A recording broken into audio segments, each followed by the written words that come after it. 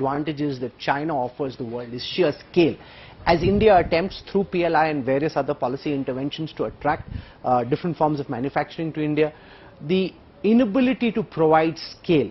You provide adequate scale to cater to 1.3 billion Indians, but to become a key part of a global supply chain, do you think that challenge in terms of infrastructure, ports, roadways, hasn't been adequately addressed? It's been addressed relative to where we were, but relative to a global comparison, we still have a long way to go. Some of the sectors that Amitabh Kant mentioned, where India hopes to be, is where China is already sitting.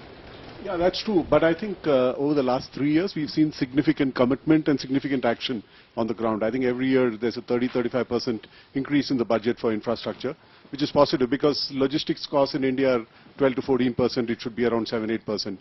So I think Indian industry is building competitiveness within the factory gates, and the government is helping us build competitiveness outside the factory gates. So we're moving in the right direction. India is a market where you can even build scale locally. 1.3 billion size market is 2.5 times, 2 times the size of the European market, right? But of course, the purchasing power is much less. So as India becomes wealthier, consumption itself will drive a lot of demand. And if you look at the auto industry and auto component industry, it's a great success story in manufacturing of how they build scale for India, and now they're global champions.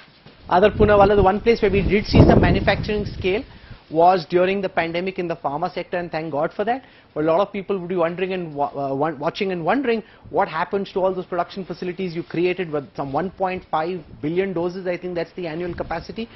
When there's no pandemic and those many vials aren't required, what happens to that capacity? Well, that's exactly the discussion we're having here with all the global stakeholders, that how do we keep sustainable capacity idle and prepared for the future pandemic. Now, we've built an additional capacity of 4 billion doses. So we could technically vaccinate our country in 3 months. And that's the level of preparedness that we've invested in, despite the risk going forward, so that we don't have a situation of even a month's worth of shortage going forward. Now, whether other regions and countries will do the same, that's yet to be seen. You don't have the kind of global talent in those regions that you have in India, so we have that advantage, a loyal, dedicated workforce. So these are the things that India brings, which, I've been asked to set up manufacturing on the African continent and other parts in South America, but it's a challenge over there because of these reasons, and till that comes up, the sustainability question will be difficult to, There's answer. a lot of chatter around how the next pandemic could be another big threat to global growth.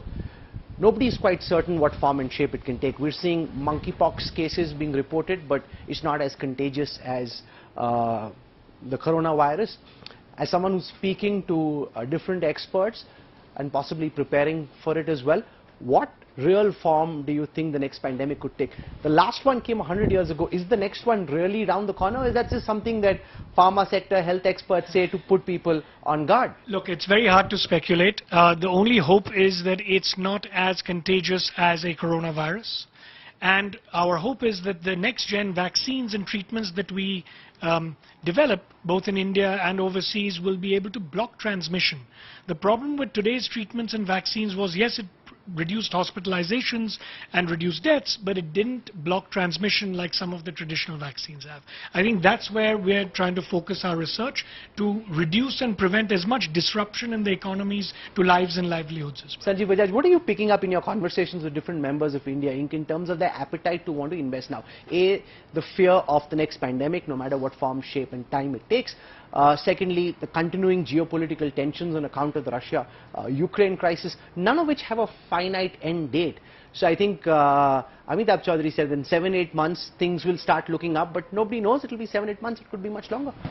See, hopefully the pandemic, the worst of the pandemic is hopefully behind us. While it doesn't mean that we get careless about it, but we don't have to worry about it the way we did a year ago. The war, yes, is an uncertainty. India has a couple of levers to work on. Our domestic consumption. For that, we do need to get inflation under control. We've talked about what the government is doing. They have to keep an eye on it. They may have to do a few more steps, depending on... What would you like to see from Amitabh Kant from the government? So again, you have to bring inflation. The next thing will be on food. If you don't have a good monsoon, the government will have to step in there as well. That's not in anybody's control. And you've so seen the heat already. We know that wheat production is going down. If the monsoon is good, luckily the government will not need to step in on food. So what I'm trying to say is the Intermediation will be required if the monsoon is not good. What kind of intermediation would you require? Government will have to see how to subsidize food. Because if you have to You know, remember, it's there's one of been the a core lot items. of talk. It started with the Congress manifesto of 2019 of some kind of a basic universal income or direct transfer, which the government poo-pooed initially during the campaign, and now is the government warming up to that idea? Because a lot of sources said, he said, she said, which seems to suggest that the government is now willing to consider some kind of universal basic income. Is that inevitable? So Rahul, we've transferred, and we're the only country in the world which Not in the form of a universal basic income. No, 1 second. We've transferred food subsidy to 840 million people in the country, direct benefit transfer. India is the only country in the world which is able to do this seamlessly because of biometrics, mobiles and bank accounts, which the Jam Trinity which it has built up. So my view is that I don't need a universal basic income. I don't think you need it. I don't think Sanjiv needs it. But the people below poverty line need it. As long as you are providing, the government has taken at the peak of the pandemic crisis, taken care of 840 million people living either below or even above the poverty line. That's an enormous job. And that's a path-breaking initiative which no other country was able to do. And to my mind, that takes care of all aspects of taking care of the citizens of India.